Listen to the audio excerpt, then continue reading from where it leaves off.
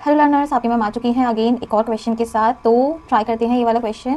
According to this, if the roots of the quadratic equations are equal, हमें बोला है जो ये क्वाड्रेटिक इक्वेशन है इसके रूट्स इक्वल हैं, तो हमें ये स्टेटमेंट प्रूव करना है A D is equal to C B. तो हमें पता है जब भी इक्वल रूट्स होते हैं तो डिस्क्रिमिनेंट क्या होता है, जीरो। यस और नो? यस। तो हम लिखेंगे D equals to zero since it is provided in the question that roots are equal. अगर रूट्स इक्वल होते हैं तो डिस्क्रिमिनेंट क्या होता है, जीरो। तो यहाँ से बी स्क्वायर माइनस 4ac कितना आ जाएगा, जीरो। हमें पता है अगर क्वाड्रेटिक इक्वेशन दी है तो हम ए बी और सी की वैल्यूज़ लिख सकते हैं अकॉर्डिंग टू दिस। ए की वैल्यू कितनी है, A square plus B square. अच्छा, बी की वैल्यू कितनी है, -2 times A C plus B D.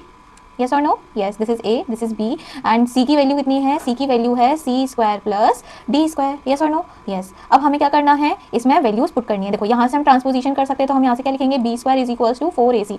B की वैल्यू रखो तो क्या हो जाएगा, -2 का square 4 and A C plus B D का होल स्क्वायर बराबर 4 इंटू ए की वैल्यू कितनी है, A square plus B square. Okay, C की वैल्यू कितनी है, C square plus D square. इसको सॉल्व करते हैं तो कितना हो जाएगा, 4।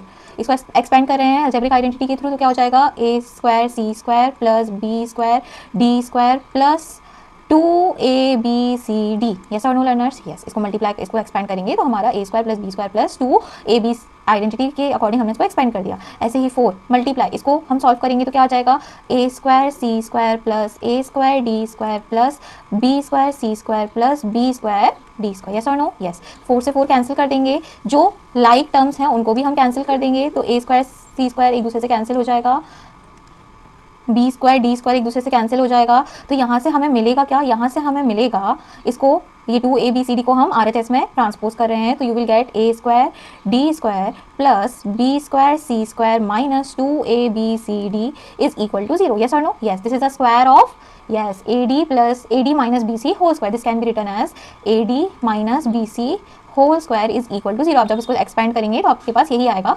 AD whole square plus BC whole square minus 2AB।